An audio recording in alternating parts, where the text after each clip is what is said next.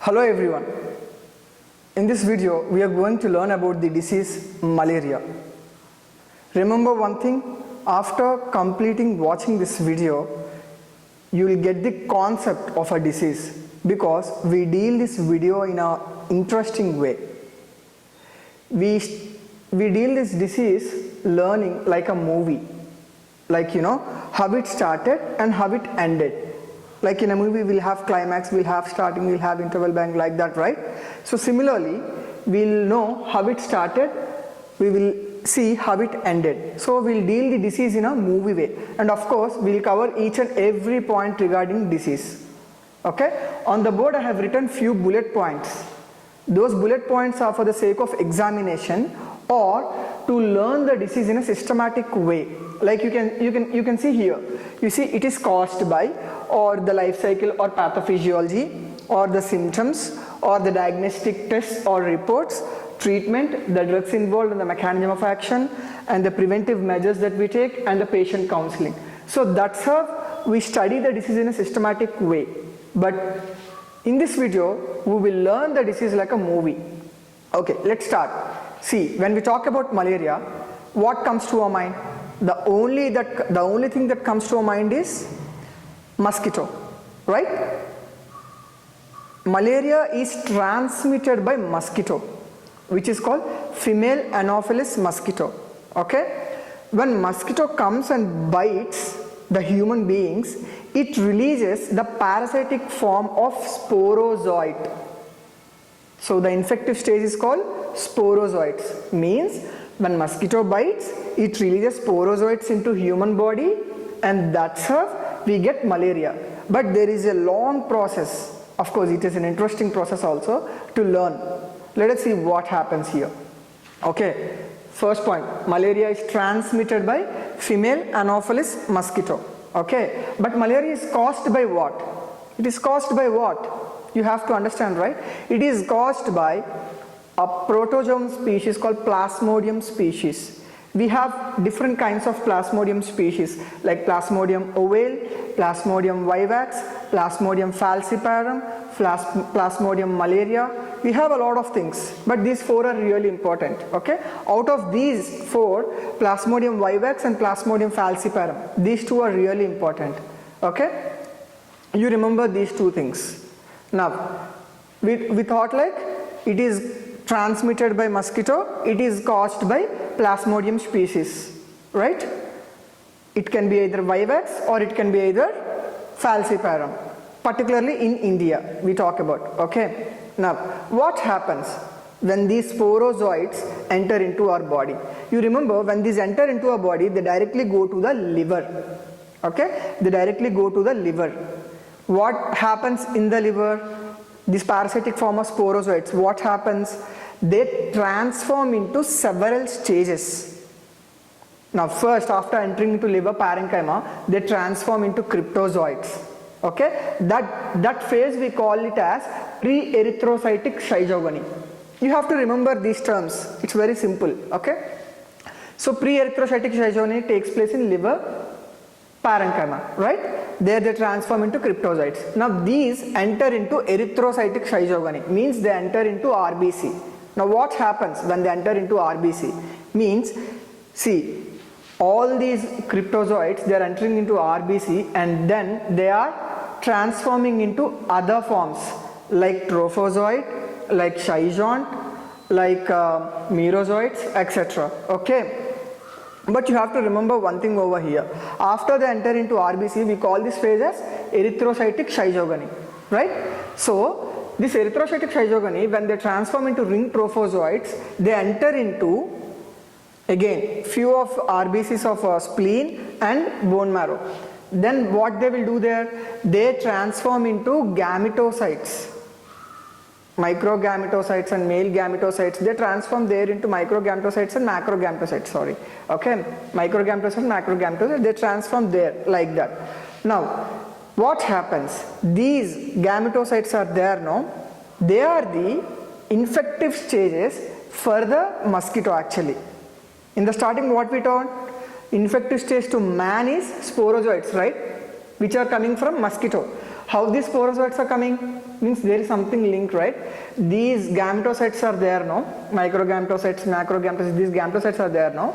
Now these gametocytes, they enter into mosquito. When the mosquito comes and bites us, generally they enter into mosquito. Okay, now there the gametogony takes place.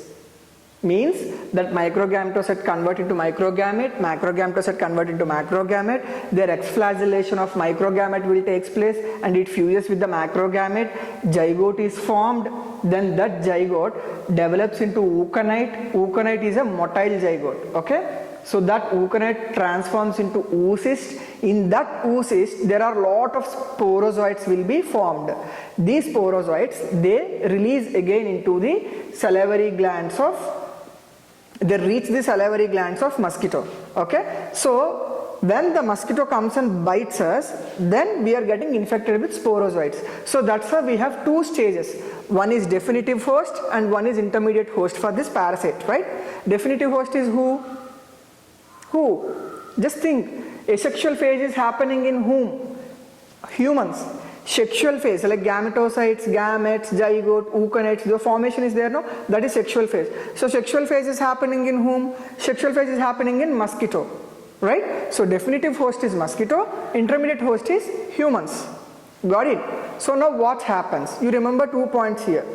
We discussed pre-erythrocytic generation, means when the parasite is in liver, okay? Liver parenchyma. We do not see any kind of symptoms.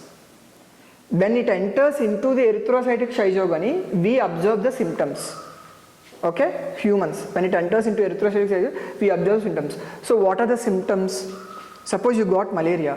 What symptoms you will feel? You will get fever on and off, chills at night, okay, fatigue you will observe, headache you will observe. Major thing is fever only. Fever, chills, fever will be there, right? So along with that, there are many other complications also will be there. Okay, it depends from person to person. Also splenomegaly can happen, anemia can happen. There are lot of symptoms. It depends from person to person. Okay, we have to discuss the major things. Now, so erythrocytic schizogony is a place where we will be discussing about symptoms. So we discuss symptoms. Now you entered into hospital. That means you went to a hospital. So I am suffering from fever. So what happened? What the physician will do? The physician will write the diagnostic test. Okay. Here what is this diagnostic test? QBC test and complete blood count. Everything he will write. Okay. What is this QBC? Because he want to see whether the Plasmodium species is there in your body or not, whether the malaria is present in your body or not, he want to see. So that's why when the blood sample of you was sent to lab, they will observe for smear test. So smear test, in this smear test what will happen? In this peripheral smear test what will happen? They'll take your sample, right? After they take your sample, they'll have two smears, thick smear and thin smear. Okay, this thick smear what they will tell? This thick smear tells for sensitivity, whether you have Plasmodium species in your body or not. That is thick smear. Whereas thin smear what will do? Thin smear will tell the specificity, like whether you have Plasmodium vivax or whether you have Plasmodium falciparum. They'll have specificity. Okay, that's how you will get to know whether you are having Plasmodium, like whether you are having malaria or not. Okay, that is one thing. And also we will have rapid diagnostic kits test, because at places where these microscopy peripheral smear tests cannot perform, there they will perform with rapid diagnostic kits. They will immediately confirm, okay, some sort of Plasmodium infection is there, we can start with the normal therapy. Okay, but later they need to confirm with the smear test also, because smear test is the confirmation test. There they'll use a lot of stains. It's completely related to the pathology department. Okay, now suppose the report came positive. Okay, you have Plasmodium positive, falciparum positive, for example, either in any kind it can be. Okay, now what will do? What the physician will do? What he'll do? He'll write the drugs, right? He'll write the drugs only, no? So what are those drugs? You remember, treatment depends from person to person. I will discuss the treatment in a generalized way. Okay, you just remember the drugs, you just go through the drugs in detail after this video, you will get a clarity. Okay, but remember one thing, in order to understand the drugs, what you need to understand? You need to understand pathophysiology, which we discussed, like sporozoites entered, how the gametocytes again entered into, That process is there now, that life cycle is there now, we discussed. We have to understand those. Simple. Only two things are involved. What? Liver and then blood, RBC. Only these two are involved, right? So it is very simple. Tissue zygomatocytes will be there, blood zygomatocytes will be there. That's it. And gametocytes in case of last, male microgametocytes, macrogametocytes are there, no? There. So only three classes of drugs will be there majorly. Blood zygomatocytes, tissue zygomatocytes and gametocytes. Depending on the choice of drugs, you just go through the class. Okay. Now in general I will discuss what drugs we generally use. Remember, if you got infected with Plasmodium vivax, remember two drugs, normal, not severe, normal. Okay. Remember two drugs, chloroquine and primaquine. Chloroquine for 3 days, primaquine for 14 days. Okay. Chloroquine for 3 days, what it is? It is also a erythrocyte zygomatocyte. Okay. So it acts on the erythrocytic zygogony phase. You can directly understand, like, okay, it goes and kills there. Okay. Now it is used for 3 days. Alternative doses will be there. On the first day 10 mg per kg, on the second day 10 mg per kg, and on the third day 5 mg per kg. Total 25 mg per kg for 3 days should be used. Chloroquine. Whereas coming to primaquine, 0.25 mg per kg for 14 days. See, I am discussing mg per kg. You just remember that, okay? Make note of it. So we will use primaquine for 14 days. What does this primaquine will do? See, it is really an interesting thing. Primaquine prevents the relapse. What is this relapse? You remember in the erythrocytic zygogony we discussed trophozoite phase, schizoid phase, merozoite phase. The transformation of parasitic forms will be there, no? Few parasites enter into RBC, but few parasitic forms, they again remain in the liver cells only. They remain dormant. Okay. Again after some time they will get activated and thus you get malaria again. So in order to kill those parasitic forms, we will be giving this primaquine drug. So primaquine drug is used to prevent relapse of malaria. You remember that point. So this is regarding Plasmodium vivax. Now suppose you got infected with Plasmodium falciparum, which is a severe one. What do you do? Remember, Plasmodium falciparum is about treating with combination therapy, artemisinin combination therapy, which is very wide popular. Okay, artemisinin combination therapy is also depends on two conditions. Like if at all in northeastern states, we will go with artesunate and lumefantrine combination therapy. Other than northeastern states, we will go with artemisinin drug, oral drug, and along with that we will be giving sulfadoxine and pyrimethamine drug. Okay, we will be dealing with these drugs, and of course primaquine is common. Okay, primaquine will be given on third day for Plasmodium falciparum infection. Whereas northeastern states means we will be giving what? Artesunate and lumefantrine combination therapy, and we will be giving primaquine treatment as usual. Okay, this is for normal, unsevere form of falciparum infection. Suppose you got severe infection. Okay, like you have your symptoms are very worse, you are very weak, you are unable to move, you are unable to walk. I mean, like the disease condition is very severe. So now what will happen? How the doctor will treat? Remember, the doctor will initiate the intravenous therapy. Intravenous therapy of anything. It can be quinine, it can be ACT combination, artesunate combination therapy it can be. Okay, artemisinin combination therapy it can be artemether, or quinine, anything depends on the choice of physician. They will give the drugs intravenous for 24 hours to 48 hours. Okay, remember that. After intravenous therapy, they have to continue the oral therapy.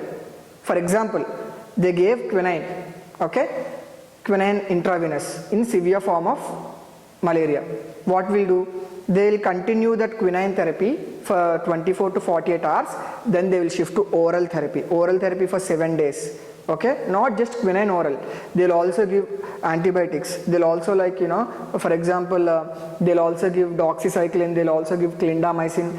It depends on patient to patient. You have to observe, it's physician choice. Okay, or suppose if they are children, they will be treating with clindamycin instead of doxycycline. Okay, for example, if you are a pregnant patient, okay, if you are a pregnant woman, then primaquine should not be used. In the first trimester, it is safe to use quinine therapy for malaria, for pregnancy women. I'm repeating, okay? For pregnancy women, in the first trimester, you can use quinine therapy. In the second and third trimesters, you can go with ACT combination therapy, no problem, okay? Suppose if it is a very severe one, you can go with any sort of therapy. Either it can be ACT or it can be quinine therapy. If it is severe form of falciparum infection, okay? That's how you deal the disease, that's how you deal the drugs, treatment part, okay? But remember, apart from treatment part, you have to know the preventive measures also. Preventive measures means what? You should know how to prevent the malaria. Simple.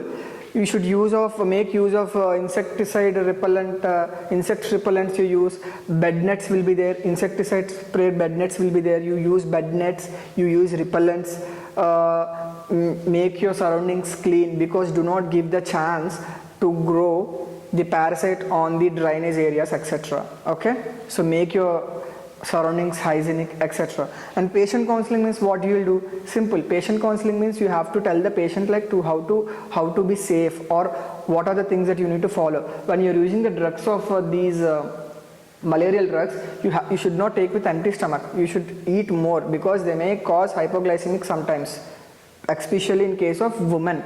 Okay, that's why even in case of women, they have to eat proper food, amount of food, then they have to take the drugs. So like these parameters we need to take care of. Few aspects are there. Okay, so like this we will be taking care of preventive measures, and patient counseling will be dealing. I told you, you have to talk to the patient, you have to tell about drugs. Okay, now after drugs you need to also tell about symptoms. They have to observe the symptoms. Okay, suppose after using 2 to 3 days the symptoms are coming down, that's fine. Symptoms are not coming down, the patient is suffering from any sort of oliguria or hematuria or any sort of vomitings or diarrhea, any such symptoms are there, they have to go to the physician. Okay, that's how from admission to discharge will be happening. You see, I'll give a small summary of 1 minute. What we discussed: how the disease is caused when mosquito bites, then we discussed the symptoms, okay, then we discussed the diagnostic parameters, like what will be there, then after, if you get positive, what drugs will be using, okay. After drugs, mechanism of action. I told you, very simple. It can be either tissue zoonoticide, it can be either blood zoonoticide, it can be either gametocides. You have to see, you have to go through them in detail. You can understand simply by understanding pathophysiology. Okay, then after we came through preventive measures. Okay, preventive measures means use of insecticide, insect repellents, or bed nets. Okay, bed nets will be there. There are a lot of things. You have to make your hygienic, you have to make your surroundings hygiene, etc. Then after what we discussed patient counseling. You need to counsel the patients regarding the disease. Okay, it can be either towards drugs, or it can be either towards diet, or it can be towards monitoring of symptoms. Okay, any adverse effects are there, whether they are coming down or not, whether they are increasing day by day. Review is really important. Okay, they have to go to the physician again. Okay, such things you have to discuss with the patients. Then you can get the clarity about the disease. Anyone can get the clarity about the disease. So this is how we deal malaria. The next video will come up with another disease. Thank you everyone.